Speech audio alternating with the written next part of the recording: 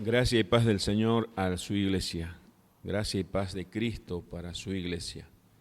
Vamos a estudiar en esta clase de estudio, siempre entendiendo de que la palabra de Dios es la autoridad que tenemos y que el Espíritu Santo es quien nos puede revelar su palabra solamente por medio de su Espíritu, así como el apóstol Pablo oraba en Efesios cuando dice, le pedía a Dios, al Padre, que le diese a la iglesia un espíritu de sabiduría y de revelación para el conocimiento suyo.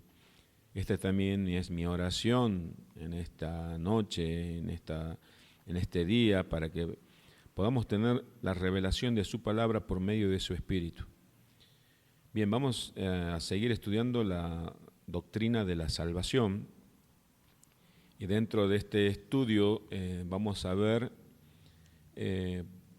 puntos doctrinales que son conflictivos dentro de la comunidad cristiana evangélica, que son los 5 puntos del calvinismo, o también conocido como la doctrina de la gracia. Haciendo un poquito de historia, unos 100 años después de la Reforma Protestante en Europa, que la Reforma Protestante fue el 31 de octubre, cuando conocemos que Lutero se presentó ante el Vaticano exponiendo sus tesis en el año 1517. Después de 100 años de esa Reforma Protestante, se reunieron un grupo de teólogos, de pastores,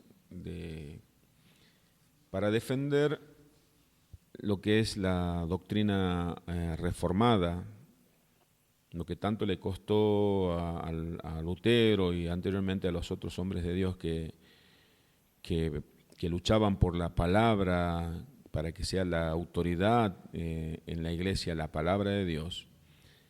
Se reunieron en Holanda, en Dordrecht, hicieron un sínodo, un concilio, se le conoce como el sínodo de Dort, o también conocidos como el canon de Dort.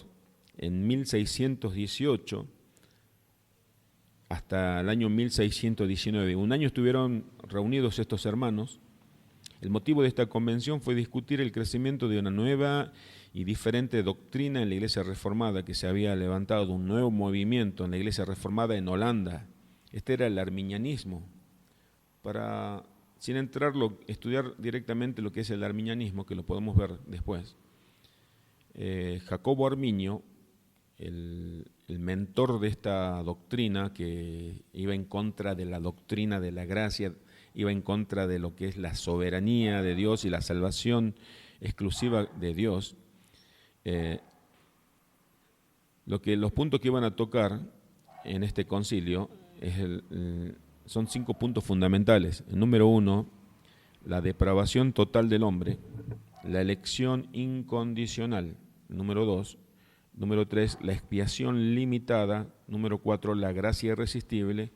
Y número 5, la perseverancia de los santos. Al final de este sínodo, Jacobo Arminio y su enseñanza habían sido oficialmente rechazados por la Iglesia. De estos 5 puntos sale un acróstico conocido, TULIP, T-U-L-I-P, que en inglés significa tulipán. Este acróstico abarca de manera simplificada y concreta la teología reformada. Si alguien alguna vez se preguntó de qué se trata la iglesia reformada o la teología reformada, son 5 puntos fundamentales. La T, como está en inglés, por ahí no pueden coincidir las letras, es depravación total, sería total depravación. La U representa la elección incondicional, la L, expiación limitada, la I, gracia irresistible gracia sería, la P, perseverancia de los santos. Entendiendo que la Biblia es nuestra única autoridad, como cristianos no hacemos caso a nada más que no sea la palabra de Dios. Acá no estamos tratando ni vamos a poner como fundamento de nuestra fe los principios de Calvino o de cualquier otro teólogo, sino el fundamento y la autoridad de nuestra fe es la palabra de Dios, es la Biblia. Y solo la Biblia, por eso es sola escritura. La Biblia es nuestra autoridad suprema. A la luz de esta verdad veremos que estos puntos, pero también seremos ayudados por nuestros hermanos del cristianismo antiguo, como los hermanos que se reunieron en Dort y nos dieron el canon de Dort, y también la confesión de fe de Westminster, que fue posterior a este canon de Dort, fue en el año 1646, la confesión de Westminster. Hablan de estos 5 puntos. Número 1, vamos a desarrollar los puntos. Depravación total. La depravación total nos dicen que toda la humanidad, toda, ha sido afectada y dañada, distorsionada por la entrada del pecado al mundo. ¿Esto qué significa? Que el hombre está esclavizado al pecado, está muerto espiritualmente, no está enfermo por el pecado, no está aturdido por el pecado, sino que la Biblia dice que está muerto en sus pecados y en sus delitos. Efesios 2:5 claramente nos dice: aún estando nosotros muertos en pecados, nos dio vida juntamente con Cristo, por gracia sois salvos. Colosenses capítulo 2, versículo 13 dice: y a vosotros, estando muertos en pecados y en la incircuncisión de vuestra carne, os dio vida juntamente con Él, perdonando todos los pecados. Por consiguiente, todos los hombres son concebidos en pecados, y al nacer como hijo de ira, son incapaces de algún bien saludable o salvífico, o están inclinados, todos los hombres inclinados al mal, muertos en pecados, esclavos del pecado. No es que el hombre luego de nacer se hace pecador, sino que el hombre ya nace pecador. Esa es su naturaleza. No sabemos que no somos pecadores porque pecamos, sino pecamos porque somos pecadores, porque esa es la naturaleza de todos los hombres. Ningún hombre quiere, es claro también resaltar esto, ningún hombre quiere ni puede acercarse a Dios. Ningún hombre puede corregir su naturaleza corrompida. Por ellos mismos son incapaces. Sin la gracia del Espíritu Santo, sin la ayuda del Espíritu de Dios, es imposible que alguien pueda regenerarse. La doctrina del pecado y la depravación total del hombre están más que bien representadas en los 2 testamentos que tenemos en la Biblia, tanto en el Antiguo como en el Nuevo Testamento. El profeta Isaías, en el capítulo 53, versículo 6, dice: todos nosotros nos descarriamos como ovejas, cada cual se apartó por su camino, mas Jehová cargó en él el pecado de todos nosotros. Dice que el Señor, el Padre, cargó en Cristo el pecado de todos nosotros. Esto en el Antiguo Testamento.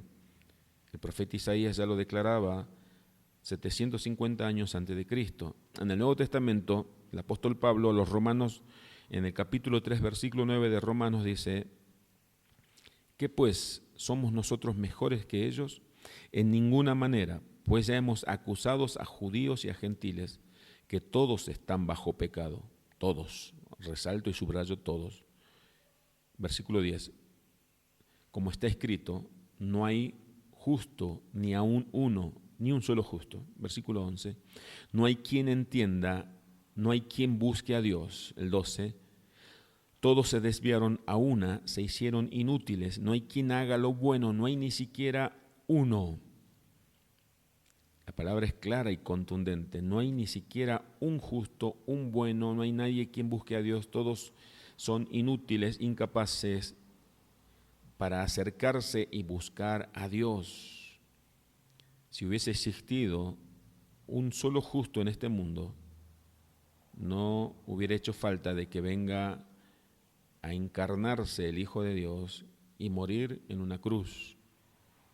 Si alguien se pudiese haber Si alguien hubiese tenido la habilidad suficiente como para buscar a Dios, nunca pensamos esto, o algunos nunca razonaron esto. El Hijo de Dios no viene a este mundo. En el Antiguo Testamento, vamos a ver otro pasaje en Génesis capítulo 6, versículo 5. Y vio Jehová que la maldad de los hombres era mucha en la tierra, y que todo designio de los pensamientos del corazón de ellos era de continuo solamente el mal. Entonces queda claramente el primer punto de la depravación total, de que todos nosotros no solamente no queríamos acercarnos a Dios porque aborrecíamos a Dios, éramos enemigos de Dios, y fuimos reconciliados con Dios por medio de Jesucristo, sino que tampoco podíamos. Si alguien pensó alguna vez o recordó alguna vez que quiso buscar a Dios, y si cuando nosotros llegamos a Dios y hemos pensado que quisimos buscar a Dios, es porque Dios nos encontró primero y Él nos llamó primero, nos dio vida y fe suficiente para poder hacerlo. Porque la Escritura es clara, nadie quería ni podía acercarse a Dios, volverse a Dios. Vamos a ver el punto número 2, la elección incondicional. Dios elige a quien quiere Él elegir. Voy a repetir, Dios elige a quien Él quiere elegir. Nadie elige a Dios, ningún hombre elige a Dios, sino Dios lo elige primero. Dice, este es uno de los puntos más conflictivos. Sin embargo, está muy ligado al anterior, debido a que estamos muertos, literalmente inhabilitados, como vimos anteriormente, de tomar esta decisión de elegir a Dios, porque un muerto no tiene la capacidad ni la habilidad de elegir. Además, el muerto no puede hacer nada. La única salida a nuestra muerte espiritual es que Dios nos saque de ella. Si Dios no nos hubiese resucitado en Cristo, jamás podríamos habernos acercado a Dios.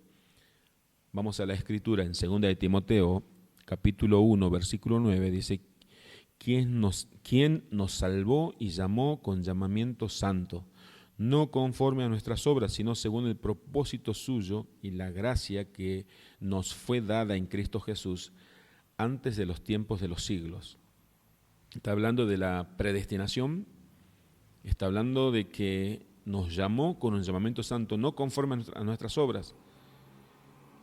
La doctrina arminiana dice que Dios, en su presciencia, en el conocimiento previo, Él vio que los que iban a creer, los creyentes, tenían cierta habilidad de poder creer en Él y por eso los eligió.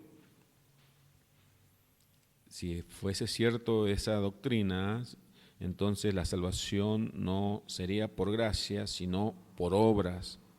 Y acá dice claramente, no conforme a nuestras obras. No es que Dios haya visto un futuro de buenas obras en aquellos que son creyentes, sino que Dios llama de una manera soberana.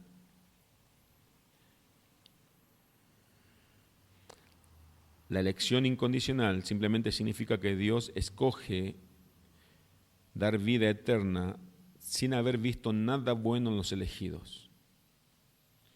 Juan 15, 16 dice, no me elegiste vosotros a mí, esto dijo Jesucristo, sino que yo elegí a vosotros y os he puesto para que vayáis y llevéis fruto y vuestro fruto permanezca, para que todo lo que pidiere el Padre en mi nombre, Él os lo dé.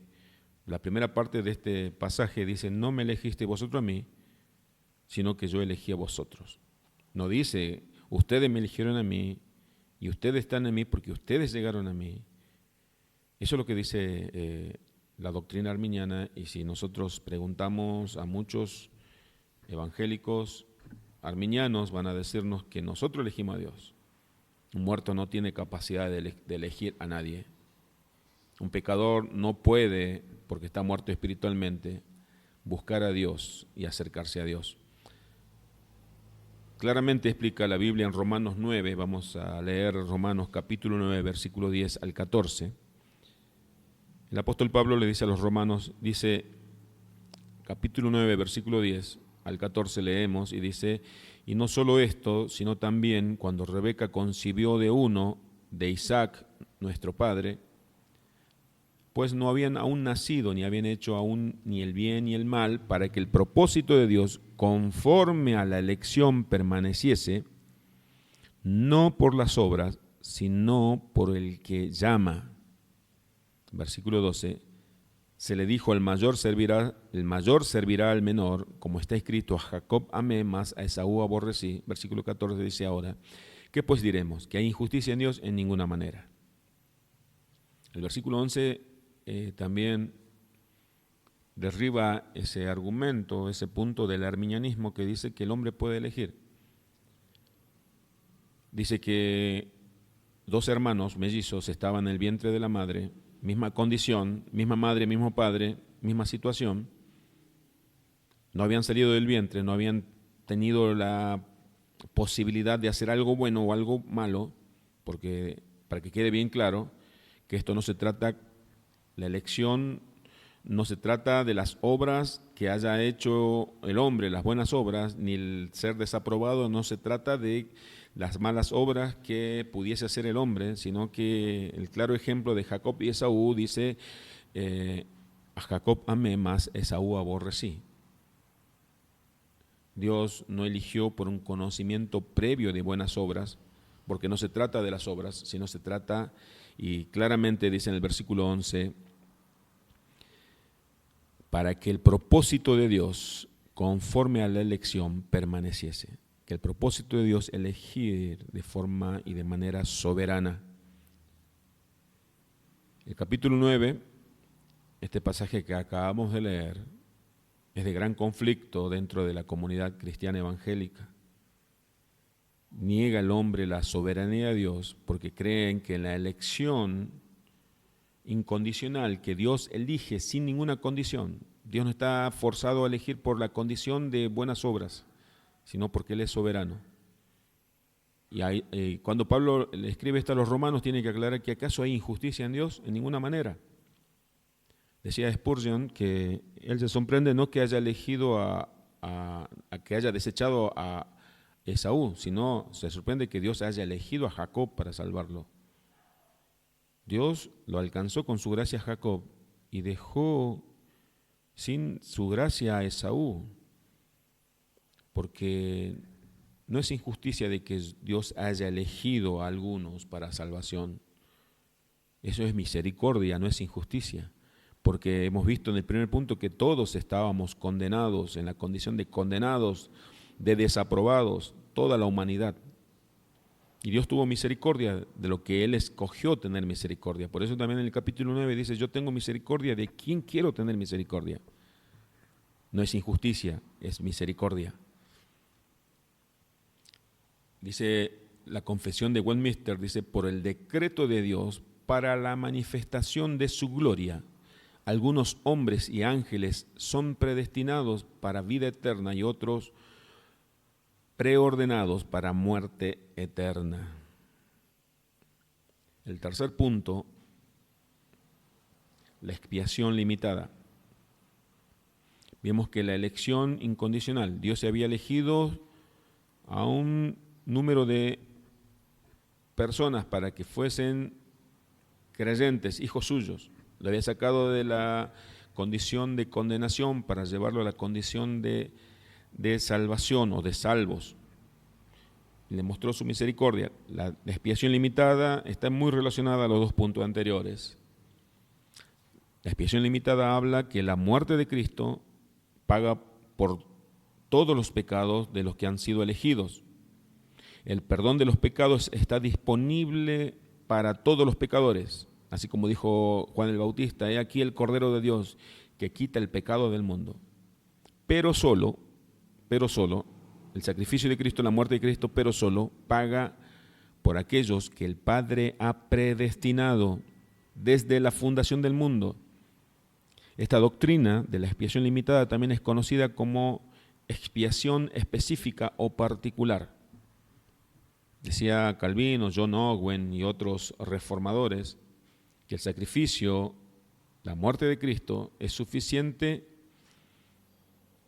para todos, pero efectivo para algunos. El sacrificio de Cristo es suficiente para todos, pero efectivo para algunos. La expiación de Cristo es suficiente para que toda la humanidad sea salva, independiente si creyeren o no creyeren. Pero solo es suficiente para los que creen. La sangre de Cristo pudiese salvar, tiene poder suficiente para salvar a todos, si ese fuese la voluntad de Dios. Pero esa no es su voluntad. Su voluntad es que Él escogió, que sus escogidos, que aquellos que fueron predestinados, el sacrificio y la muerte de Cristo sea efectiva para salvarlo del pecado. Esto es lo que podemos ver en diversos textos. En Juan 6, 37 al 40, vamos a leer y buscar. Juan 6, 37 al 40. Juan 6, 37 dice de la siguiente manera: todo lo que el Padre me da, esto dijo Jesucristo, vendrá a mí, y al que a mí viene no le echo fuera, porque he descendido del cielo no para hacer mi voluntad, sino la voluntad del que me envió. Y esta es la voluntad del Padre, que el que me envió, que de todo lo que me diere, no pierda yo nada, sino que lo resucite en el día postrero. Jesucristo no dice, tenemos que aclarar esto, que todo aquel que quiere viene a mí, y el que a mí viene no le echo fuera, no dice eso, sino todo lo que el Padre me da, todo lo que predestinó el Padre, ¿sí? El Espíritu Santo lo lleva, lo arrastra hasta Jesucristo y lo salva. No dice, repito, el 37 dice, no todo el que quiere, sino todo lo que el Padre me da. Vamos a leer otro texto en Efesios 1:4.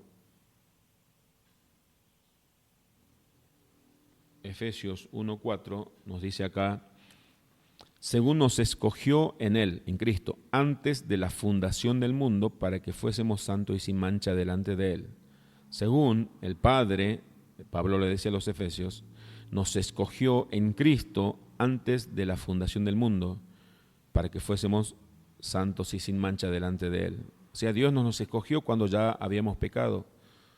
Dios nos escogió antes de que el mundo fuese fundado. Ese es el conocimiento previo de Dios. No vio las buenas obras, porque dice que ningún hombre hizo buenas obras suficiente como para obligar a Dios a salvarlo, sino que Dios eligió soberanamente. El sacrificio de Cristo es eficaz. La doctrina arminiana presenta un sacrificio no eficaz, que depende del hombre que se quiera acercar a Dios, no de que Dios haya elegido para salvarlo. Cristo murió para salvar a los que el Padre escogió. Eso dice la palabra de Dios. Eso dice este punto de la doctrina de la gracia. Vamos a leer en el Antiguo Testamento el profeta Isaías en el capítulo 53, versículo 11, Isaías 53, versículo 11. Isaías 53, vamos a buscarlo. Versículo 11 nos dice así en el Antiguo Testamento la palabra de Dios. Está profetizando Isaías de Cristo, el sufrimiento de Cristo. Verá el fruto de la aflicción, se está refiriendo a Cristo. Verá el fruto de la aflicción de su alma y quedará satisfecho. Por su conocimiento justificará a mi siervo justo a muchos, llevará la iniquidad de ellos. Hebreos 12 también habla de lo mismo, que Cristo menospreció el dolor porque vio el fruto de su aflicción. El fruto de su aflicción es que su muerte, su sufrimiento primeramente, fue eficaz para salvar a los escogidos, a la iglesia. Quedó satisfecho. La otra doctrina arminiana dice que, dice que el hombre dice que él puede elegir a Dios, puede elegir acercarse a Cristo y ser salvado por Él. O también dice que el hombre se acerca a Dios porque tiene cierta capacidad de poder buscar a Dios de manera voluntaria. La Escritura nos dice que Dios nos dio vida con Cristo, y cuando nos dio vida espiritual, tuvimos la capacidad recién de acercarnos a Él. ¿Recuerdan cuando Jesús llamó a Lázaro ya muerto luego de 4 días? Primero Lázaro escuchó la voz del dador de vida de Cristo cuando lo llamó por su nombre, y Lázaro ahí recién recibió vida, y recién ahí pudo levantarse, pudo salir. Sin la voz de Cristo, Lázaro jamás podría haber hecho lo que hizo, jamás podría haber recibido vida nuevamente. La expiación limitada es cuando la voz de Cristo llega por medio de la predicación del Evangelio y es oída solamente para aquellos que tienen la capacidad de oír. El que tenga oídos para oír, oiga lo que digo, decía Jesucristo. Entonces, la expiación, o sea, la muerte de Cristo, el sacrificio de Cristo, no es para todos, no es para todos los hombres, sí es para todos los escogidos, los que fuimos predestinados por Dios. Habla de un Dios soberano, habla de un Cristo salvador. En 2 de Corintios 5:21, vamos a leer un texto más. 2 de Corintios 5:21.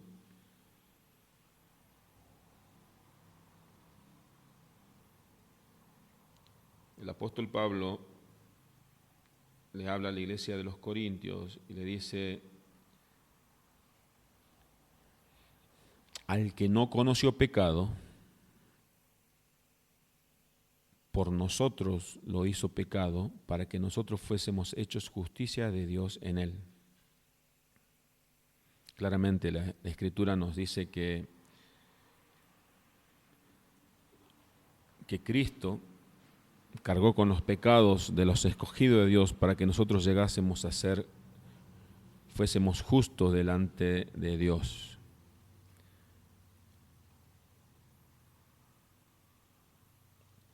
Porque este fue, dice el canon de Dort, dice, porque este fue el consejo absolutamente libre, la voluntad misericordiosa y el propósito de Dios Padre, que la virtud vivificadora y salvadora de la preciosa muerte de su Hijo se extendiese a todos los predestinados,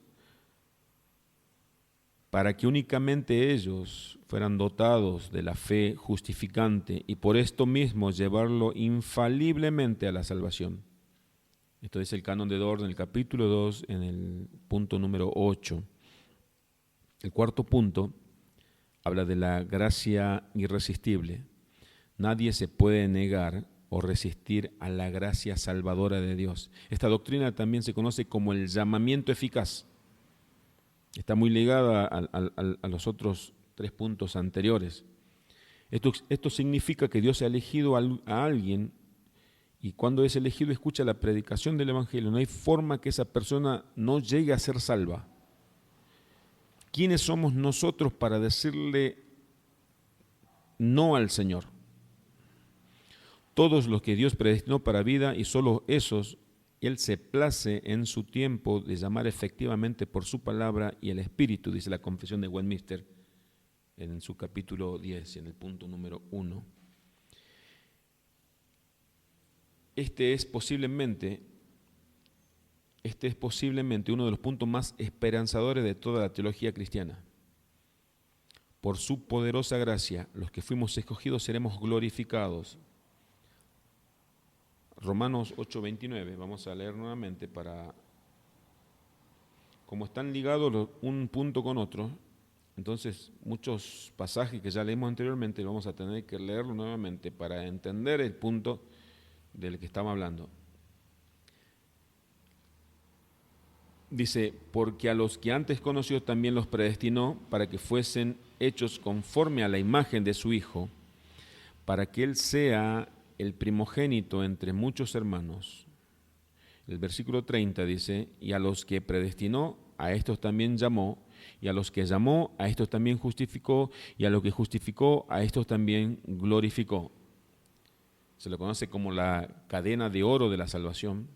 ¿Sí? Cada eslabón está enlazado al otro, y esa cadena de oro no se corta. Repito el versículo 29 del capítulo 8 de Romanos, porque a los que antes conoció también los predestinó para que fuesen hechos conforme a la imagen de su Hijo. La la gracia irresistible. Nadie, ningún ser humano puede resistir la gracia de Dios. No hay corazón duro que pueda decirle no a Dios. Cuando el Creador llama, cuando el Espíritu Santo regenera, nadie puede decirle que no. Por eso se le conoce como la gracia irresistible. Nadie puede resistirla. Vamos a ver qué dice Juan, el Evangelio de Juan, capítulo 6. Juan capítulo 6, versículo 37. Todo lo que el Padre me da, vendrá a mí, y al que a mí viene, no le echo fuera. El versículo 44 dice,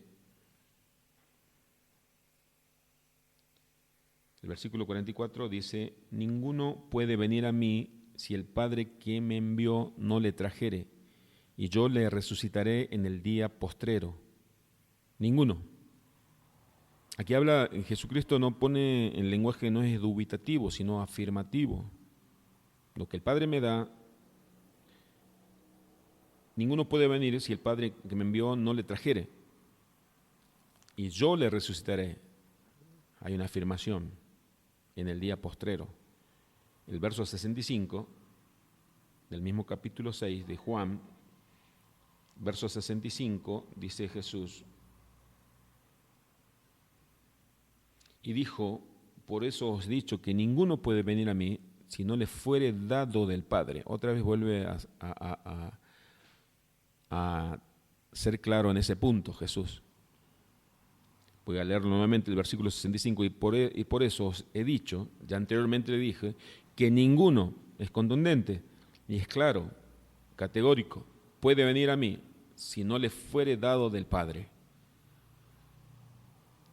Primera de Corintios 1, el apóstol Pablo dice, Primera de Corintios 1, 9, Primera de Corintios 1, 9, buscamos Primera de Corintios 1, 9, y dice,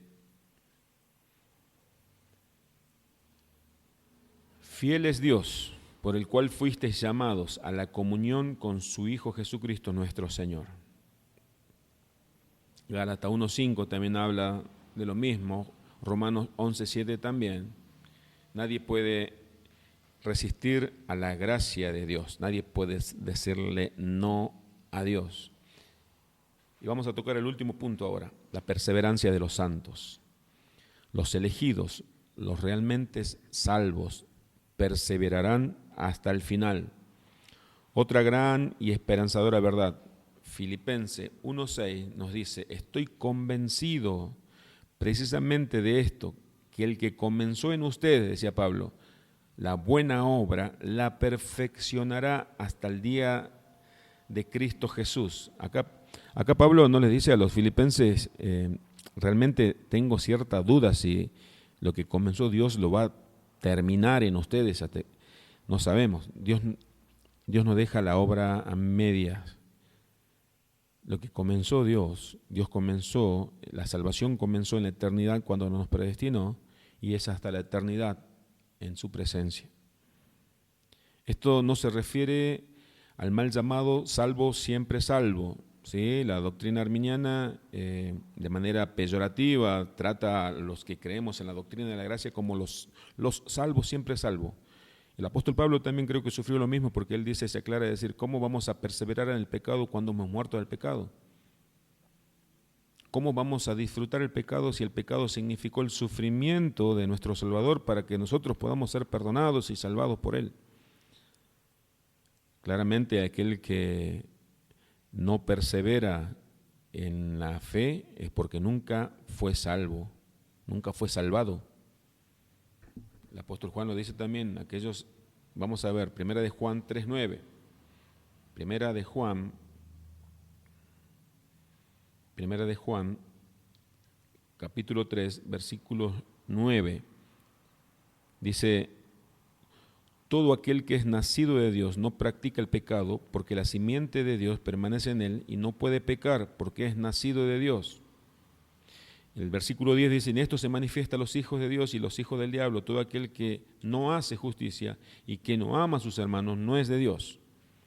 O sea, los que recibieron verdaderamente la salvación son salvos para siempre, porque la salvación es de Dios y depende de Dios. Si la salvación dependiese de nosotros, un día estaríamos en la condición de salvos y otro día en la condición de condenados. El Señor nos salvó para siempre. Jesucristo dijo: lo que el Padre me da, yo no voy a perder ni uno de ellos y le voy a resucitar en aquel día postrero.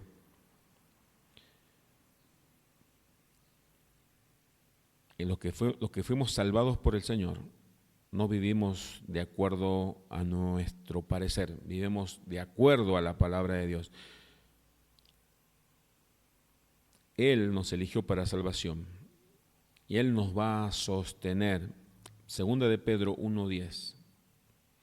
Segunda de Pedro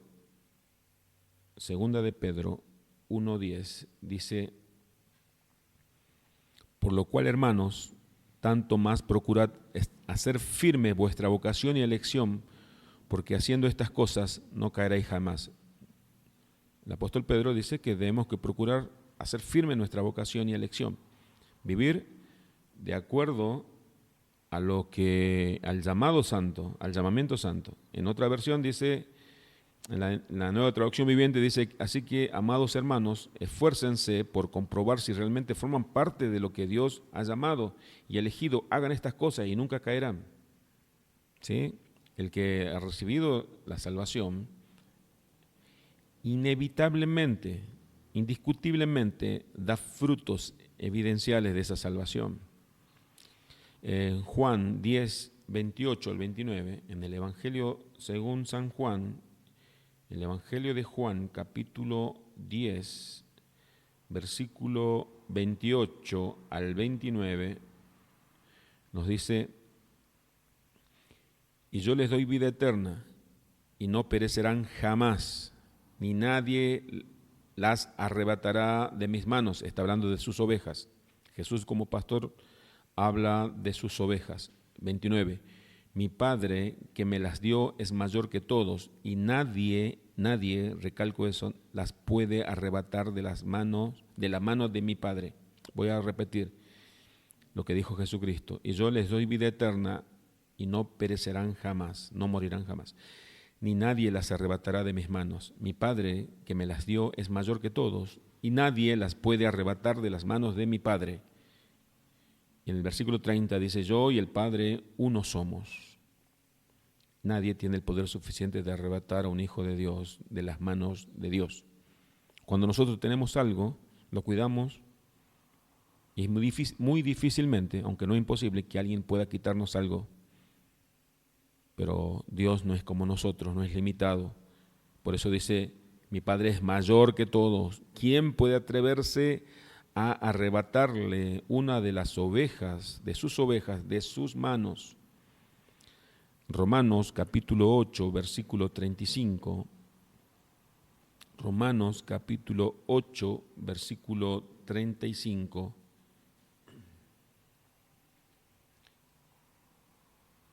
El apóstol Pablo, luego de exponer en este capítulo 8 una cantidad grande de maravillosas enseñanzas y doctrinas, llega el capítulo 8 al final, ya en el versículo 35 al 39, dice lo siguiente,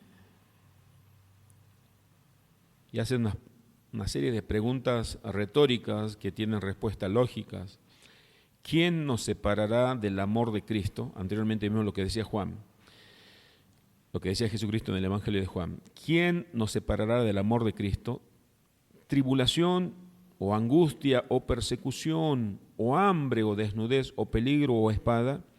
Como está escrito: por causa de ti somos muertos todo el tiempo, somos contados como ovejas de matadero. Antes, en todas estas cosas somos más que vencedores por medio de aquel que nos amó. Por lo cual estoy seguro que ni la muerte, ni la vida, ni ángeles, ni principados, ni potestades, ni lo presente, ni lo porvenir, ni lo alto, ni lo profundo, ni ninguna otra cosa creada nos podrá separar del amor de Dios que es en Cristo Jesús, Señor nuestro. categóricamente la palabra de Dios nos afirma que nadie nos podrá separar del amor de Dios que es en Cristo Jesús. Ni la enfermedad, ni la muerte, ni la pobreza, ni la riqueza, ni los ángeles, ni ninguna cosa creada. Y alguien se puede preguntar, ¿y yo? Tampoco, somos una creación de Dios. Nadie nos podrá separar del amor de Dios que es en Cristo Jesús. Cuando muchos quieren derribar este punto bíblico, y no digo calvinista, sino bíblico, de la doctrina de la gracia, la perseverancia de los santos, nos llevan a Mateo 24, cuando dice, los que perseveran hasta el fin serán salvos. Y esa perseverancia ellos la muestran como fruto del hombre, como un esfuerzo, y la gloria le dan al hombre, cuando la perseverancia hasta el final es una obra de Dios. La perseverancia es una evidencia de los que fueron verdaderamente salvados por Dios. Por eso el apóstol Pedro, en Primera de Pedro, en el capítulo 1, versículo 5, Primera de Pedro, capítulo 1, versículo 5, dice: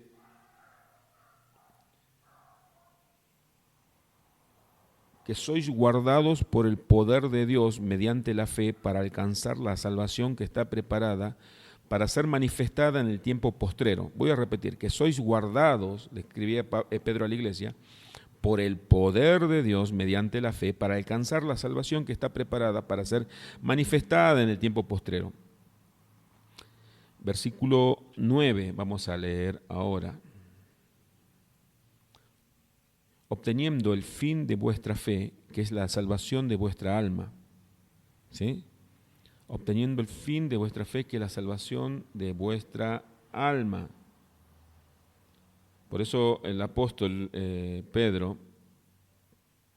al final, ya en la primera carta, en el capítulo 5, versículo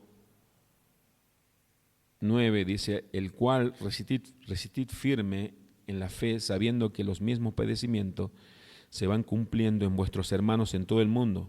El versículo 10 dice: mas el Dios de toda gracia, que nos llamó a su gloria eterna en Jesucristo, después que hayas padecido un poco de tiempo, Él mismo os perfeccione, os afirme y fortalezca y establezca. A Él sea la gloria, el imperio por los siglos de los siglos. Amén. En otra versión dice, en el versículo 10, en la Nueva Traducción Viviente, dice: en su bondad Dios los llamó a ustedes a que participen de su gloria eterna por medio de Cristo Jesús. Entonces, después de que hayan sufrido un poco de tiempo, Él los restaurará, los sostendrá, los fortalecerá, los afirmará sobre un fundamento sólido. A Él sea toda la gloria. Toda la gloria es de nuestro Señor. Estos 5 puntos bíblicos de la doctrina de la gracia lo que hace es exaltar a nuestro Dios soberano, poderoso y amoroso. Hace que como creyentes nosotros reconozcamos primero que no aportamos nada bueno para nuestra salvación. Lo único que aportamos para ser salvos son nuestros pecados, nuestra condenación. Porque dice Efesios 2 que Él nos dio vida juntamente con Cristo. Por gracia somos salvos. Gracia significa un regalo inmerecido y somos salvos por medio de la fe, dice Efesios 2:8. Y esto no es de ustedes, sino es un regalo de Dios. ¿Para qué? Para que delante del nadie se gloríe y todos alabemos al Señor. Le damos gracias al Señor por su palabra. Gracia y paz del Señor para su iglesia.